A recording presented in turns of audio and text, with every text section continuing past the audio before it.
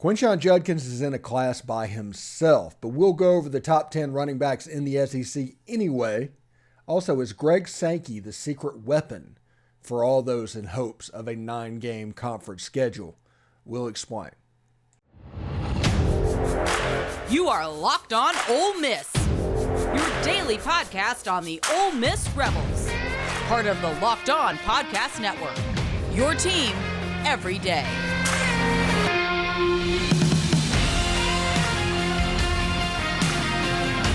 Thanks for making the Locked On Ole Miss podcast your first listen every day. We are, in fact, free and available wherever you get your podcast, including YouTube's. Give us a subscribe. We would appreciate it, both podcast and YouTube, if you would. Just give us a subscribe there.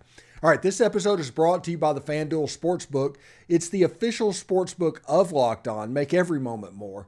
Visit FanDuel.com/LockedOn today to get started. Hi, I'm Stephen Willis, and this is the Locked On Ole Miss podcast, and we've got stuff to talk about today. And we're starting by comparing Ole Miss players to the other players in the Southeastern Conference, and today it's a runaway. It's running backs. We're going to be talking about how great Quinshon Judkins actually is, but this is from the USA Today in their College Sports Wire section. They kind of go around, but they ranked all the running backs in the Southeastern Conference. And we'll automatically tell you, Quinshon was number one. They say Judkins burst onto the scene in 2022 after signing with Ole Miss as a 3-star prospect. Despite splitting time with Zach Evans early on, Judkins took over the lead back duties and led the SEC in rushing. We expect an even bigger campaign in year 2 under Lane Kiffin for the SEC Freshman of the Year. Special running back. But whenever you look at other players that are coming on, there's really only one player that's even deserves to be mentioned in the same breath at this point as Quinshon Judkins. And that's probably Raheem Sanders, Rocket Sanders up at Arkansas. Now, he might be the SEC rushing leader this year. I keep thinking about who I would take as the SEC rushing leader. And we need to keep in mind that Rocket Sanders he's at Arkansas.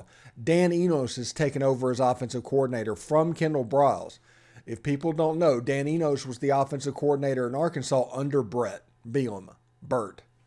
And so running the ball, they should be pretty good at it, honestly. So we'll see exactly what he does. Rocket Sanders rushed for 1,443 yards, 10 touchdowns, 12 overall, had nearly 30 catches. But that was in the Kendall Briles system. We'll see. I had these same questions about KJ Jefferson yesterday. I don't know how they're going to translate from system to system. It's not a home run. There's no such thing as just a good football player.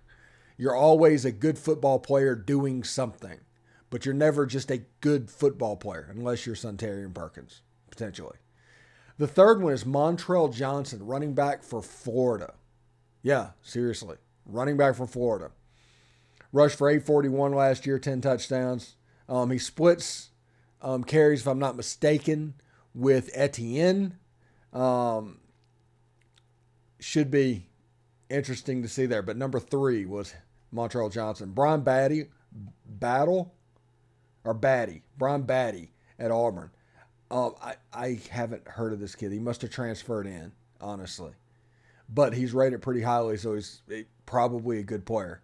I'm not aware of this player. It says here he rushed for nearly 1,200 yards last year, nearly 7 yards a carry, 8 touchdowns.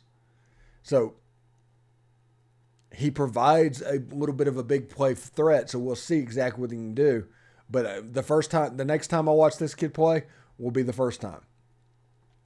Jace McClellan, number 5, Alabama Crimson Tide. Makes sense. Jace McClellan was probably the best running back for whenever they wanted to play murder ball, which they did against Ole Miss in the second half of the Ole Miss-Alabama game. It was very effective. Jace McClellan has a chance to be effective in an offense, and he is probably going to be starting over 2 5-star true freshmen. Really interesting setup with the Alabama Crimson Tide. Ray Davis is up at Kentucky now. He was at Vanderbilt. He was a good back. I raved on him last year. Now he's at Kentucky. He's going to be there with Devin Leary and that Liam Cohen offense. I expect it to be pretty good. I really liked Ray Davis last year. Kendall Milton, I don't know why he's down so low. Georgia's a situation like Alabama is. There's 5 stars, like an assembly line of them. Rushed for 600 yards, 8 touchdowns last year, 5 catches, 64 yards, and a touchdown. But he'll be important for Carson Beck or whoever wins the starting job there. Jalen Wright, Tennessee Volunteers, I think Jabari Small is probably a preference to me. But Jalen Wright does run hard. He did run hard last year. So we'll see what goes on there. Number 9, Jaquavius Marks, Mississippi State, gets to learn how to run the ball this year. They're going to do some of that stretch stuff that Appalachian State did last year. He had 582 yards rushing, 9 touchdowns, 48 catches, 288. He's obviously a receiving threat out of the backfield, good hands. So we can see exactly what he can do as well. Noah Cain, number 10, LSU Tigers. He only rushed for 409. LSU, I'm telling you, I go back and forth with the LSU Tigers. In one breath, they are right there. 12-0 is a possibility for them. And another one, there's like 8-4 and just a mediocre team. And a lot of it depends on that offensive backfield. Noah Cain needs to be a guy. Jaden Daniels needs to be a guy. If they can do that, they'll be all right because they have skill-type players. So we'll see exactly what LSU does. They're doing pretty well in the state of Louisiana in recruiting right now. Juju McDowell, South Carolina. He only ran for 219 last year, 3 yards a carry. I don't understand this one. Marshawn Lloyd transferred to Southern California, which that's actually a good transfer, Marshawn. So we'll see if Juju McDowell can be an exceptional player. Mari Daniels, another one that didn't do much last year, projected at Texas A&M on this list. And Cody Schrader, he was a good little back last year for Missouri. Nearly 800 yards rushing, 9 touchdowns, catch the ball out of the backfield. I think he's a little bit underranked, especially over the ones that have not done anything. And I think if you're going to put people on there that hadn't done anything, you need to put Reuben Owens on the list for Texas A&M. But that's the top 14 running backs. Quinshon, by far, over 98% of them. The only one that could even think about being in the conversation is Rocket Sanders.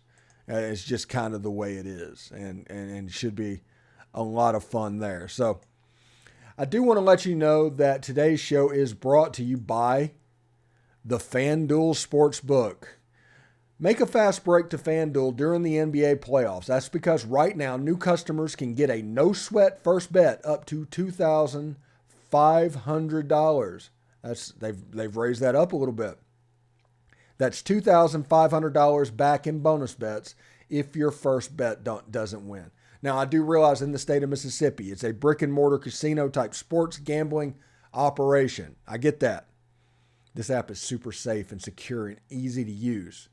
If you go to Memphis, if you go to Jackson, Tennessee, Nashville, if you go to Baton Rouge, New Orleans, Shreveport, Delta, Louisiana, the FanDuel Sportsbook app will be there. So if you sign up for it, you can use it if you're going into bordering states in the state of Mississippi.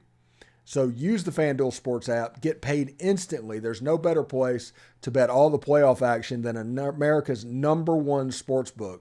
Visit FanDuel.com/lockedon to get a no-sweat first bet of up to $2,500. That's FanDuel.com/lockedon. FanDuel, an official sports betting partner of the NBA. All right, thanks for making the Locked On Ole Miss podcast your first listen every day. Everydayers tomorrow. Thank you, so much for being an everydayer. You don't know how much that means to me. But tomorrow we will continue this 8-9 game thing until it reaches its conclusion. One way or another, towards the end of the week, we are going to talk about that every day. We're also going to continue top 10s. Tomorrow on the show, we'll be doing top 10 wide receiver rooms around the SEC. We've done quarterbacks. We did running backs today. We'll move on to wide receivers tomorrow. Speaking of wide receivers, the Ole Miss Rebels got a commitment. Yeah, I'm not messing with you there. They got a commitment from Rahji Dennis from Edna Carr in New Orleans. This kid is a burner. All right. This is the one thing you need. When you watch this video and everything that's going on with him just outrunning people, tell me right now, does he not remind you of a taller Trindon Holliday?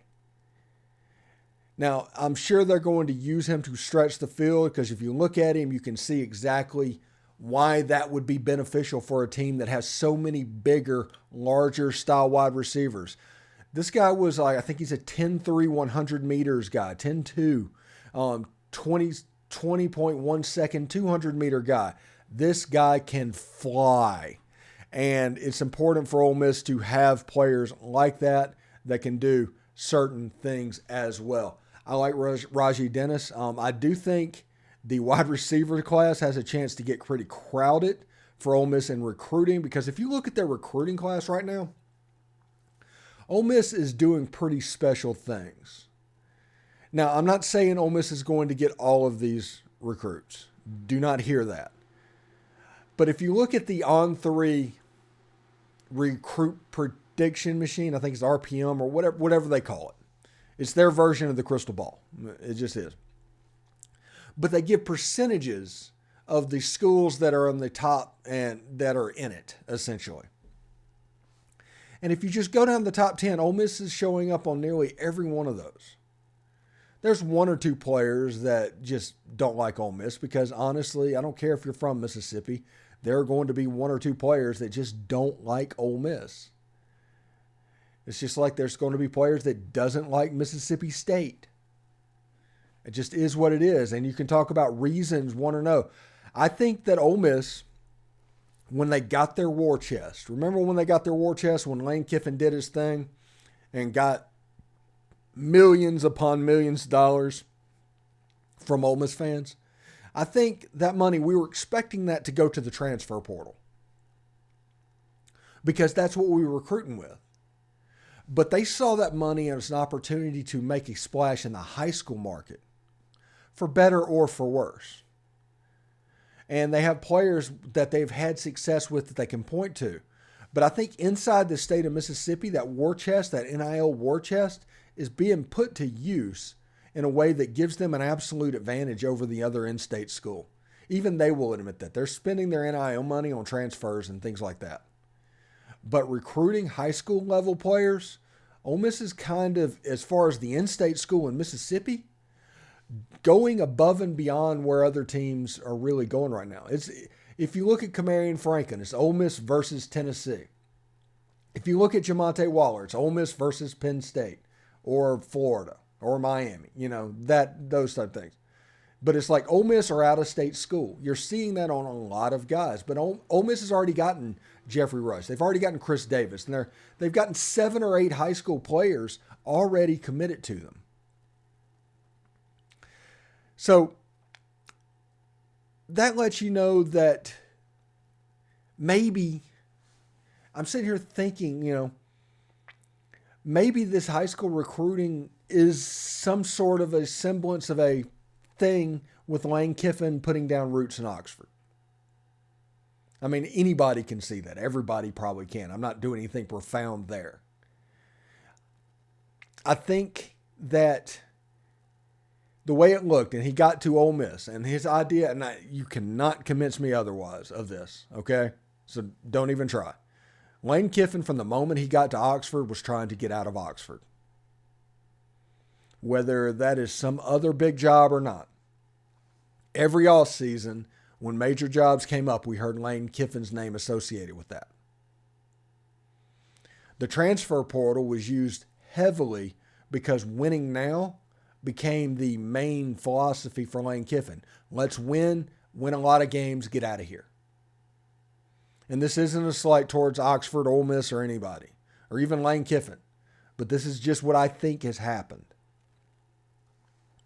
So after the first year, they go 5-5 and win the Outback Bowl. Okay? The next year, they go 10-3, lose the Sugar Bowl. First year, you heard rumblings of Oregon. The second year, you heard rumblings of, I forget who it was the second, but there was rumblings. But the third year, whenever they had the Texas Bowl, it actually started up during the season.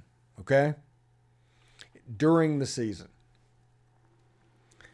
That led to a groundswell. The Ole Miss fan base came through like I haven't seen in quite some time. It was like the NIL war chest went from like $2 million to like $15 million in the matter of like 3 months. They were serious. They were excited. They enjoyed the Lane Kiffin drug because that's essentially what it was. It's like putting ethanol in a gas tank. And they like the drama that goes along with it. They like all of this stuff. It might drive them crazy. It might drive them mad, but they want to keep riding the roller coaster. So after the Auburn situation, I do think it just became clear. It's like, hey, there's only like 7 jobs in the country now that Lane Kiffin can take. That's where Ole Miss is paying now currently. And I think he started to think, it's like, well, let's slow burn this a little bit. Let's not do everything. Let's not put all of our eggs in one basket for the transfer portal.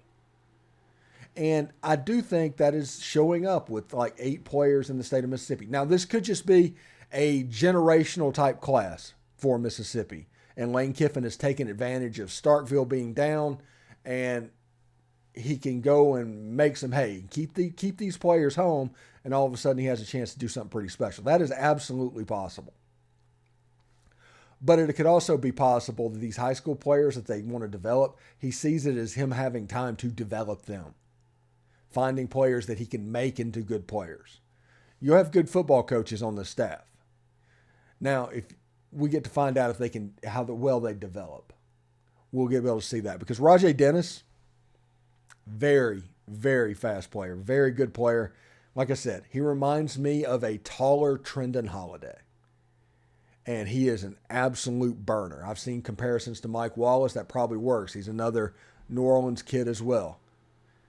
But we will see exactly what Rahji Dennis does when he gets to Oxford. Anyway, when we come back, we are going to get in on the 8 and 9 game schedule scenario. Yeah, it's just a mess. We're going to talk about that in just a second, so stick around. Thanks for making the Locked On Ole Miss podcast your first listen every day. We are free and available wherever you get your podcast, including YouTube. Do us a favor, subscribe to the YouTube channel, hit the bell for notifications, upvote, comment, all of that would be great. Also subscribe to our subtext community. Even if when we get information, which doesn't happen often because that's not what we do. We're not a news organization. We do put it in the subtext first because they deserve it. Some people go there to get their links. You can interact directly with the show, ask questions if you have them. But also, you can look at it like as a $5 a month tip for all of the great content that we put out. So go there and check that subtext community out. You will not regret it. It should be pretty good. We're going to do, during the season, once the subscriber count gets up, specialized videos, things like that just for them. We're going to make them a special segment of the Locked On Ole Miss audience. So we'll see exactly what happens. We're still going to do everything for free that we do here. So what you see now, you're still going to see. We're talking about extra videos. So, all right. This is interesting to me, all right? We have talked for 2 days about an 8 or 9 game schedule, and there's been assumptions being made by reporters. And what we're learning right now is there are variances in reporting. Okay. So it's one of those situations where is one of them right?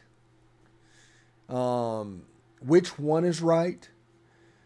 But this is from Brandon Marcello from 24/7 Sports. He says 8 or 9 games, ?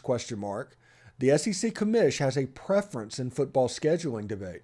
Ooh, Navy SEALs. All right. SEC Commissioner Greg Sankey has a preference in the debate of whether to play 8 or 9 conference games. That's Brandon Marcello from 24/7. Sankey has kept quiet publicly on which model he prefers, but privately, the boss has communicated that his preference to administrators and that he is ready to ask coaches, athletic directors, and presidents to do what he believes is best for the SEC. This is unbelievably awesome news, people. if they remain at a standstill in the Conference Springs meeting, he revealed Sunday evening. Sankey detailed the pluses and minuses for both models on the eve of SEC meetings during an hour-long discussion with a select group of reporters. A select group of reporters. Basically, that means a bunch of guys that have carried their water for a year, and they're happy with them. So this is their reward. This is the bone they get. The concern some schools believe a ninth conference game would lead to fewer bowl-eligible teams. Like I said, if that Birmingham Bowl is that important, the revenue that the SEC is getting right now more than makes up for that. Is it just the prestige of getting to the Birmingham Bowl? That is weird. Sankey argues that more games provide a more equitable schedule, and data shows only a marginal change in bowl-eligible teams. For people that were in my comments yesterday or 2 days ago, that is interesting because they were preaching schedule equity, even though they play the 3 teams in question every year already, so that's weird. He offered a comparison to the SEC's baseball strength of schedule, which results in a healthy representation in the postseason. The membership adopted in March a format for baseball that eliminates divisions and includes 8 rotating series and 2 permanent rivalries each year. That's the key that everybody needs to know. They've already done all these schedules in all the other sports. The only one that is hanging up on is football. I get that football makes all the money, and I get that the SEC is trying to do a cash grab or something at the moment. But Greg Sankey saying 9 games anyway, and it's like, hey, let's kind of figure out how to do this and figure out how to make it work best for us. I think he might be on the fan side. I'm telling you, I'm unbelievably impressed with the comments that he made. Now, even so, it appears Sankey is ready to ruffle feathers and steer the conversation of membership if it remains at a standstill. The SEC requires a simple majority of a vote of 8-6 to adopt legislation. Incoming members Oklahoma and Texas do not have a vote, though they will both have communicated their preferences to adopt a 9-game model, sources tell 24/7 Sports. They only need 8. They're almost there. So if Keith Carter, for instance, decides that Ole Miss is going to be in favor of the 9-game schedule, it's probably going to pass. That'll probably be the 8th vote there, because I do think Auburn's going to do it. I do think Tennessee's going to do it. I think you have a block of 5 teams right now: Alabama, Arkansas, Kentucky, South Carolina, Mississippi State. That's 5 teams. One more team can go over to the dark side, all right? But 2 teams cannot. So Vanderbilt, just as a thing, can just automatically go over there and they'll be fine. I don't think Vandy's that concerned about it. Every game's a tough game for Vanderbilt. So this is an important part that I think people need to pay attention, and especially in this world where money is everything, and it absolutely is. If you have money, it's everything. Remember back in the 80s when the saying was greed is good? I guess that was like Wall Street or something, Michael Douglas. Yeah, this is that on steroids. But Greg Sankey says, money follows, it doesn't lead. That's the same here. When all you do is chase money, you make really bad decisions. That's my view, and I'm watching that in college sports right now. Football players transferring and realizing maybe what they were promised isn't real. If what we're doing is chasing money, then we're going to make then we're not going to make some very good decisions. We have not done that, and we won't do that here. That's an amazing quote. That's an amazing quote, and that makes me feel fantastic. ESPN becomes the SEC's exclusive broadcast partner starting in 2024 after signing a supplemental deal that pays the conference more than $3 billion for a package of its most watched games. Yeah, the CBS game, that was one game they got $3 billion for. And I think we need to keep that in mind. ESPN and the SEC entered a massive 20-year agreement in 2013 with the creation of the SEC network. So it's halfway done. We got about 10 years to go before all of the TV rights come up. But just the primary, just the CBS game, moving over to Disney, has put the SEC at $3 billion. Think about what that is worth. That singular game is worth. And I would argue that ESPN and Disney is overpaid for that. They have. And they did that on purpose because they assumed a 9-game conference tournament. Now everybody's talking about more. And they're going to try and extort the ESPN for money on these extra games. But I'd still say if the SEC wants more revenue, tell them, hey, we're going to put it on your platform. We want an extra SEC network game. That's it. Take the extra game, put it on SEC network. Make it a Thursday or Friday night game. Do it every week. Make it a conference game. And that'll cover the extra conference game in the season. You want more revenue? There it is. But I am pretty excited about what happened today. This was, in fact, really good news. So thanks for making the Locked On Ole Miss podcast your first listen every day. Every dayers, my folks, my people. Tomorrow on the show, we're going to go over the wide receivers, and we're going to continue this 8 and 9 game scenario back and forth. So it should be pretty interesting indeed. But thank you for tuning in. We'll see you tomorrow. Hotty toddy.